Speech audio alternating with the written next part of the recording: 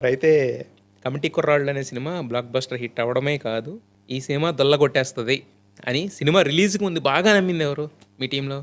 Director నమ్మాడండి. Director బలంగా నమ్మాడు. హ్మ్. అంటే డైరెక్టర్‌ని చూసిన తర్వాత మేము నమ్మడం మొదలుపెట్టాం. హ్మ్. హ్మ్. అతని కాన్ఫిడెన్స్ లెవెల్ వల్ల నేను నమ్మడం మొదలుపెట్టాం. హ్మ్. హ్మ్.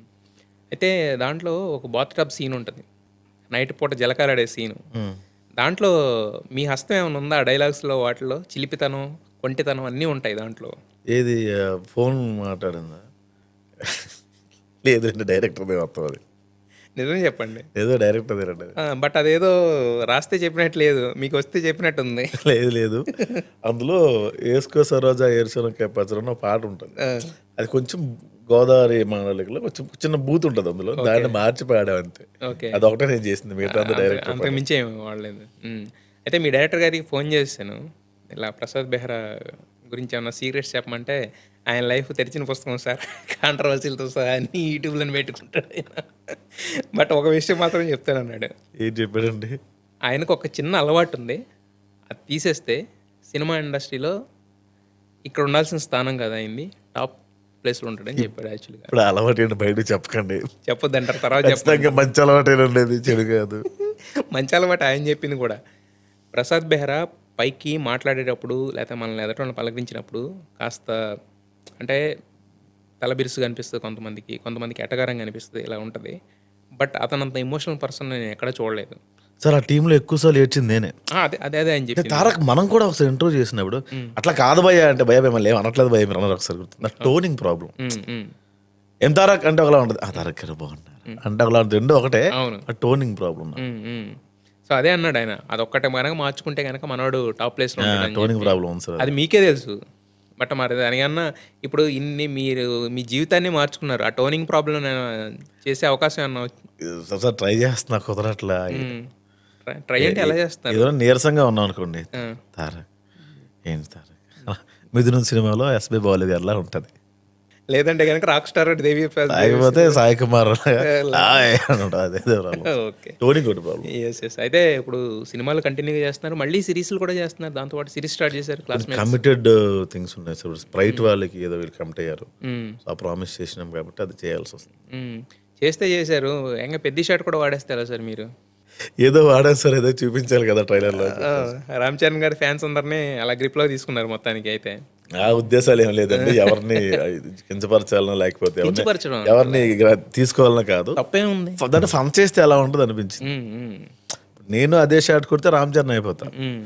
నేను అది మిస్ చేస్తేనే కదా ప్రసాద్ ప్రసాద్ బెహ్రా అవుతారు. అందుకే హ్మ్. అట్లా పెట్టాం. సో, అలా బెటర్ అయితే. అయితే యాక్చువల్‌గా మీ జర్నీ మీకు విజయనగరం నుంచి గుర్తుందా? వైజాగ్ నుంచి గుర్తుందా? సార్ మాది శ్రీకాకుళం బేసిక్. శ్రీకాకుళం. శ్రీకాకుళం దగ్గర ఒక పల్లెటూరు, హ్మ్. గురండి గ్రామం, కొత్తూరు మండలం. హ్మ్. హ్మ్. పుట్టింది మ్యాక్సిమం ఎక్కువ పెరిగింది వైజాగ్లో సార్. హ్మ్. హ్మ్. సో, అన్నీ గుర్తున్నాయి సార్, నాకేం ప్రాబ్లం లేదు. అన్నీ గుర్తున్నాయి. అంటే మనకి చిన్నప్పుడు బేసిక్‌గా ఏంటంటే చాలామంది మనకి సిల్వర్ స్పూను, గోల్డెన్ స్పూన్ ఇలా ఉంటాం. కానీ కష్టాల నుంచి వచ్చినోళ్ళు ఏంటంటే ఎంతో లెక్కెళ్తారనేది అది మనం చాలా ఎగ్జాంపుల్స్ చూసాం. లెజెండ్స్ అవుతూ ఉంటారు. చాలామంది కష్టపడి వచ్చినోళ్ళే ఉంటారు.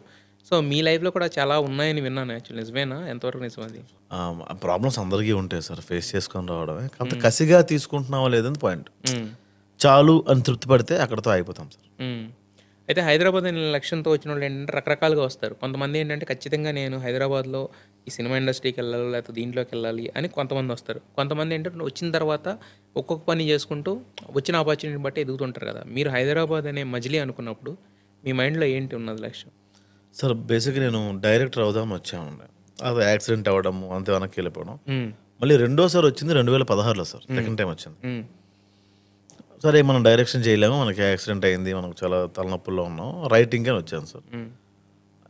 కానీ ఆపర్చునిటీ ఎక్కడ దొరకలే మనకి. ఎక్కడికి వెళ్ళినా కూడా చాలా తక్కువ డబ్బులు ఇస్తున్నా, కొన్నిసార్లు ఇవ్వట్లే కూడా. ఏదో అవకాశం ఇవ్వడం గొప్ప అన్నట్టుగా ఫీల్ అయ్యారు. హ్మ్. ఆ టైంలో ఏదైనా బతకాలి అంటే రైటింగ్ ఒకటే ఆధారం. ఆధారం. నేను అంతకుముందు కార్ షోరూంలో పనిచేశాను సార్, వాల్యూటర్గా, సేల్స్ ఎగ్జిక్యూటివ్గా అట్లా పనిచేశాను. ఓకే. ఎక్కడ?